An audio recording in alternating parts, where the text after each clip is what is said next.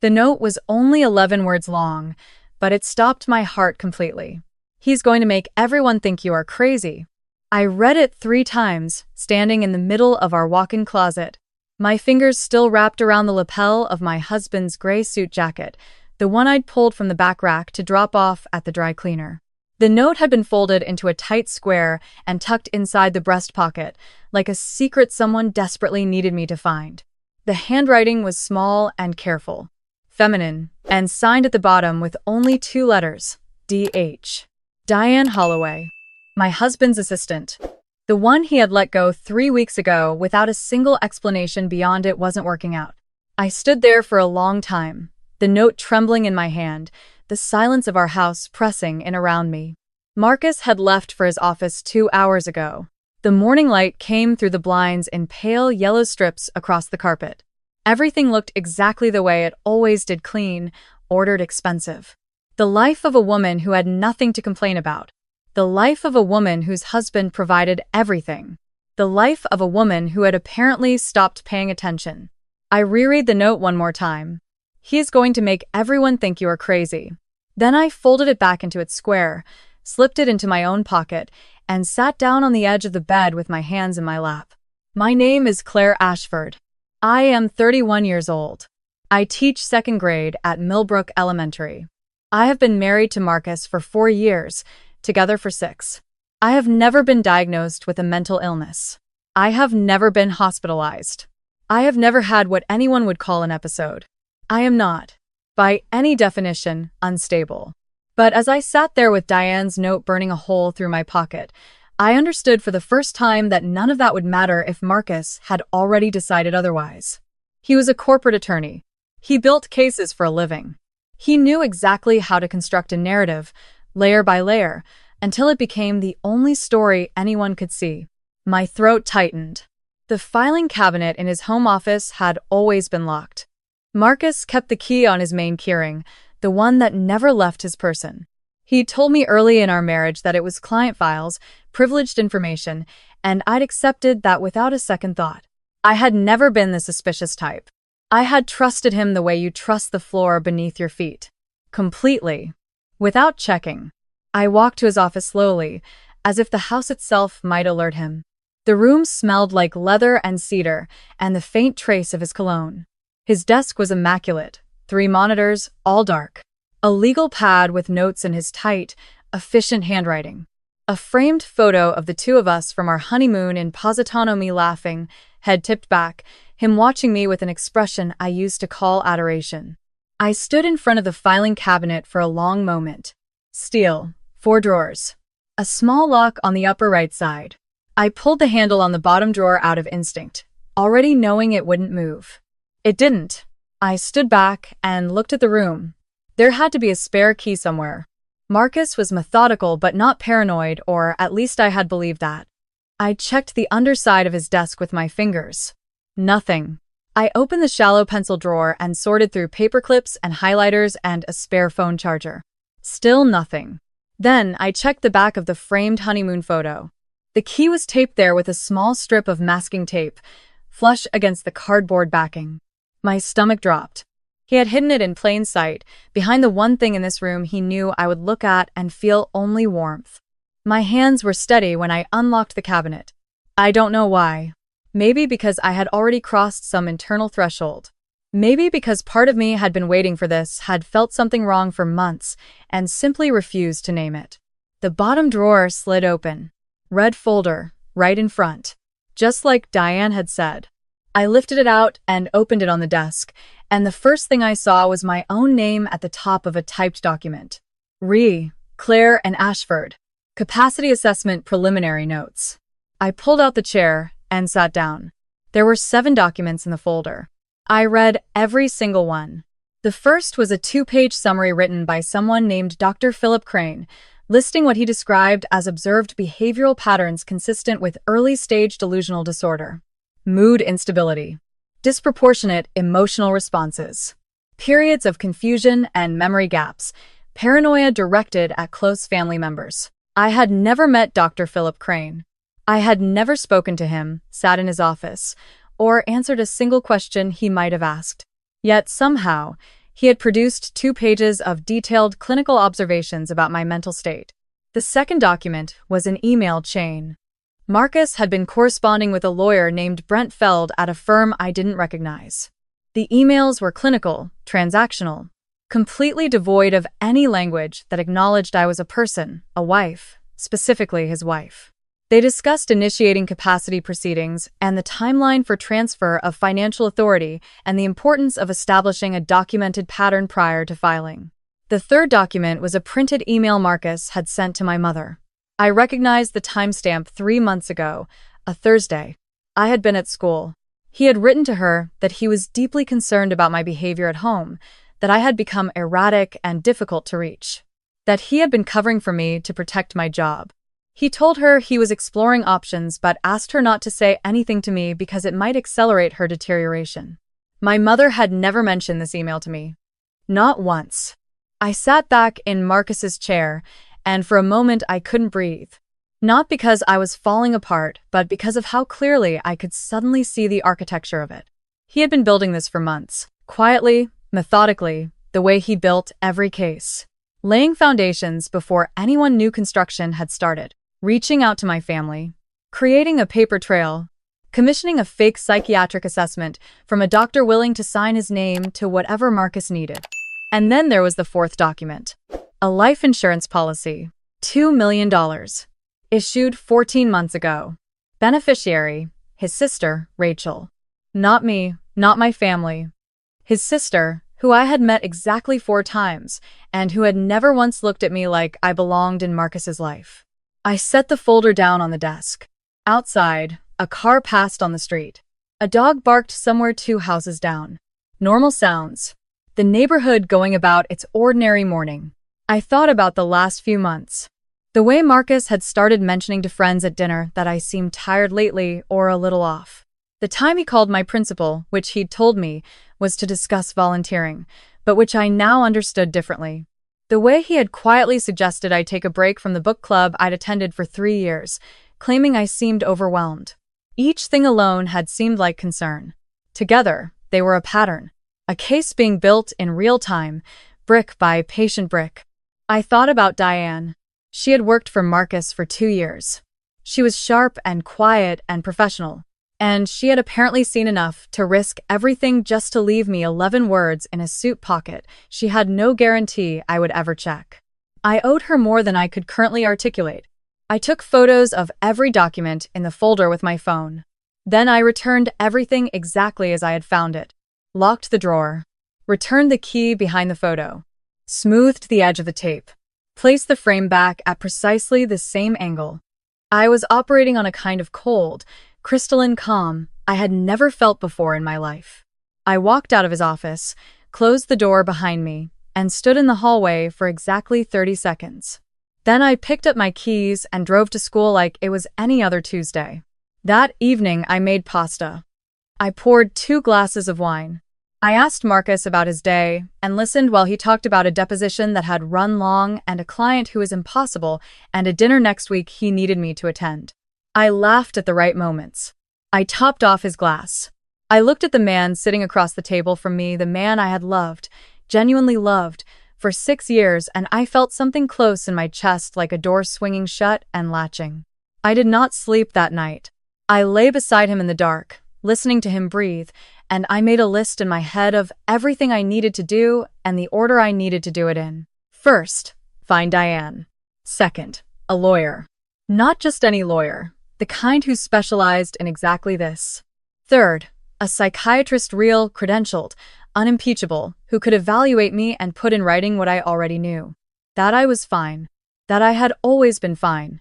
That the document in Marcus's red folder was a fabrication. Fourth, my finances. Joint accounts, my own savings, the deed to the house that had my name on it too. And, fifth most important, I needed Marcus to have no idea that any of this was happening until it was already done. I was a second-grade teacher. I wore cardigans to work, I brought homemade muffins to staff meetings, and remembered every one of my students' birthdays. Marcus had spent months carefully crafting the image of a fragile, deteriorating woman. He had no idea that fragile women sometimes had very sharp edges. I found Diane through a former colleague of hers who I tracked down through the school district. She had done some tutoring work the previous year. I sent a message carefully worded enough that only Diane would understand what I was really asking. She responded within 2 hours. She asked if I had found the note. I told her yes. We met at a coffee shop 40 minutes from our neighborhood on a Thursday morning while Marcus was in a deposition. Diane arrived before me. She looked thinner than I remembered, and she watched the door when I walked in with the careful attention of someone who had learned to be cautious. She told me everything. She had worked for Marcus for 2 years. In that time, she had typed letters, scheduled meetings, organized files, and without understanding what she was doing at first, helped him build the case against me. She had booked the appointment with Dr. Philip Crane. She had printed the email to my mother. She had formatted the documents that now lived in the red folder. She had not known, at first, what any of it was for. Then she found the insurance policy. She had been filing quarterly documents and misfiled one folder, found the policy by accident, and sat in Marcus's office for 10 minutes trying to convince herself it meant nothing. She told me she went home and couldn't sleep for 3 nights. She began paying closer attention. She started to understand the shape of what she had been helping construct. When Marcus let her go abruptly, no severance, a check for 2 weeks, and a directive to clean out her desk by Friday, she told me she had been terrified. She had no proof of anything. She couldn't have been accused of participating in herself. Marcus was the kind of man who could make problems disappear cleanly. She knew that better than almost anyone. So she had tucked a note into the pocket of a suit jacket she knew was headed for the dry cleaner. A suit jacket she knew I would be the one to drop off because Marcus always left that errand to me. It was small, and it was uncertain, and it was the only thing she felt safe doing. I reached across the table and covered her hand with mine. I told her I was grateful. I told her I was not going to disappear quietly. And then I told her what I needed from her: not to expose herself, not to do anything dangerous, but to sign a straightforward affidavit about what she had witnessed and what she had been asked to type. She said yes before I finished the sentence.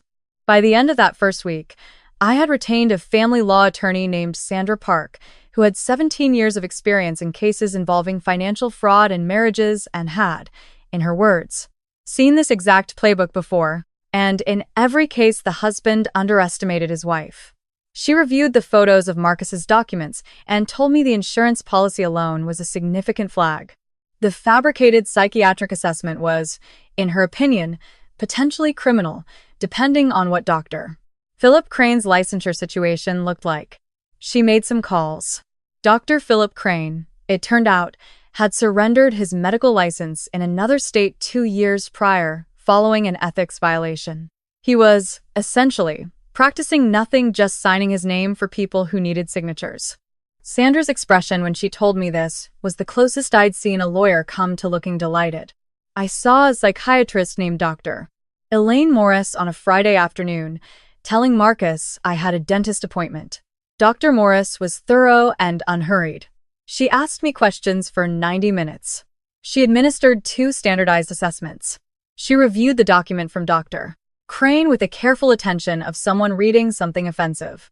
At the end of our session, she told me I was, in her professional opinion, one of the more psychologically grounded people she had evaluated in recent memory, and that the document purporting to assess my capacity was not only inaccurate, but appeared to be generated from a template she recognized as being misused in fraudulent proceedings. She agreed to provide a formal written evaluation. 2 weeks had passed since I found the note. Marcus had noticed something. I could feel it in the slight tightening of his attention when I came home, the way his eyes tracked me with that extra half-second of calculation. But he hadn't said anything. He was a patient man. He was waiting for his own timeline. I was faster. Sandra moved to freeze our joint accounts on a Wednesday morning, citing documented evidence of financial fraud and potential harm. By the time Marcus received notification from the bank, I had already transferred my personal savings money from my teaching salary, an inheritance from my grandmother, savings I had held before our marriage, into a separate account in my name alone. Everything had been done through proper legal channels, documented carefully, with Sandra's guidance at every step. I had also sent copies of every document: Marcus's emails, the fabricated assessment, the insurance policy, the correspondence with Brent Feld to a secure encrypted folder scheduled to forward automatically to Sandra, to my mother, and to a journalist who covered financial crimes for a regional outlet if I didn't check in within 48 hours. I had called my mother. That conversation was its own kind of grief. She cried. She told me she had been worried about me for months based on Marcus's emails and had almost called twice. I told her that was exactly what he had wanted, to isolate me from the people who loved me by making them afraid to push. She cried harder. Then she said, "What do you need me to do?" And I told her, and she did it without hesitation. The night before everything came to a head, Marcus came home with takeout from my favorite Thai place and a bottle of wine we usually saved for occasions. He was warm in a deliberate way, touching my shoulder when he passed, asking about my students by name, the way he used to in the first years, when everything still felt genuine. He suggested we take a trip, just the two of us. Somewhere quiet, off the grid. I feel like we need to reconnect. I smiled at him over my wine glass. That sounds wonderful, I said. Let's plan it for next month. He relaxed. I watched it happen in the set of his shoulders, the small easing of something behind his eyes. He thought he was still ahead of me. He went to bed at 11. I sat in the kitchen for a long time after the lights went off, drinking chamomile tea and listening to the house settle around me, thinking about the version of us that had existed before all of this. The early years. The genuine laughter.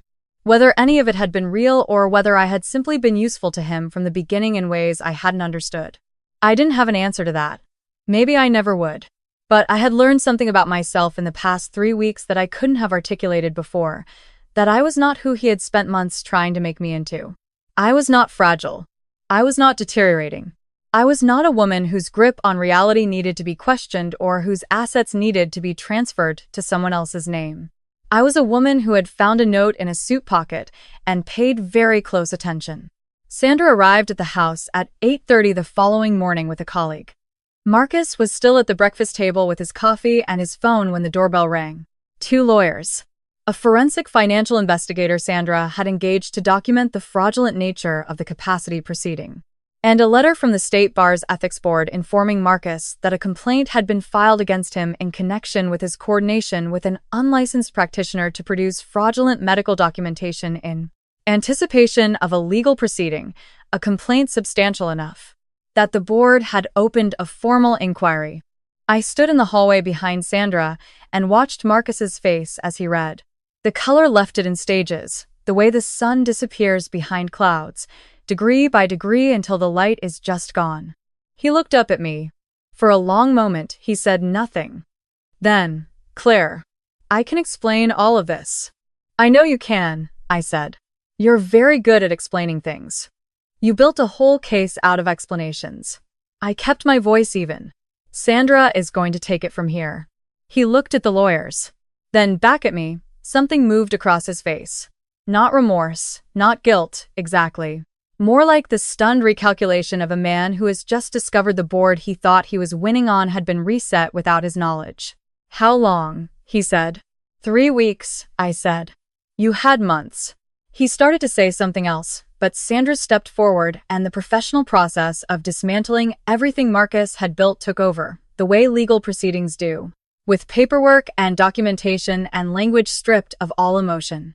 I left them in the dining room and walked out onto the back porch. The yard was bright and ordinary. The bird bath my mother had given us as a housewarming gift caught a strip of morning light. Somewhere down the street, a lawnmower started up. I texted Diane. "It's done. You're safe." "Thank you," she replied in under a minute. Just one line. "I'm so glad you found that jacket." I stood there for a while, breathing the morning air. The fear of the past 3 weeks, the careful, managed fear I had been carrying under every normal conversation, and every ordinary dinner, and every night lying still next to a man I was quietly dismantling had not so much lifted as converted itself into something else. Something clean and quiet and mine. The bar inquiry ultimately led to a suspension of Marcus's license pending a full hearing. Brent Feld, the attorney he had been working with on the capacity proceedings, withdrew from any ongoing engagement and returned fees when Sandra made clear the extent of the documentation we held. "Doctor," Philip Crane's involvement was referred to the district attorney's office, which had been tracking similar fraudulent assessment schemes for 2 years. Marcus was one of several clients whose names appeared on Crane's invoice records. The divorce was not easy. Divorces involving money and ego rarely are. Marcus hired excellent counsel and tried to fight on every front, but Sandra had told me from the beginning that documentation is armor, and I had collected more of it than he had ever imagined I was capable of collecting. His counter-narrative, the fragile, erratic wife, collapsed under the weight of Dr. Morris's evaluation, my employment record, my colleagues' statements, my students' parents' letters, and the simple fact that every piece of paper in that red folder had been produced by either a fraudulent practitioner or a man with a direct financial interest in my being declared incompetent. The settlement took 8 months to finalize. I won't detail the numbers here. What I will say is that my grandmother's inheritance, which Marcus had quietly attempted to have reclassified as a marital asset in anticipation of the capacity proceeding, remained entirely mine. The house was sold, and the proceeds divided fairly, per the terms of our prenuptial agreement, which Marcus had apparently forgotten I had signed and retained a copy of. I moved into an apartment 10 minutes from the school. Small, quiet, filled with plants I had always wanted but that Marcus had disliked because they cluttered the aesthetic of the house. I bought a yellow couch. I called my mother every Sunday. I had dinner with Diane twice and watched her rebuild her career with the kind of energy that comes from no longer working for someone who sees you as a tool. People ask me, sometimes, what it felt like. The moment I understood what was happening and decided to fight back instead of run. I try to explain that it wasn't a dramatic decision. There was no single moment of steeling myself or clenching my jaw and deciding to be brave. It was more like a temperature change, cold moving in quietly, replacing something warmer. Fear becoming clarity. Clarity becoming action. Marcus had spent months carefully building the image of a woman losing her hold on reality. What he had actually done, without realizing it, was give me a very specific and detailed map of how his mind worked. And once you understand exactly how someone thinks exactly what they assume, exactly what they underestimate, the rest is just logistics. He had made one critical error throughout all of it. The same error that careful, controlling people so often make. He had assumed that because he was the one who paid attention to strategy, I must be the one who did not. He was wrong about a lot of things. But he was most wrong about that.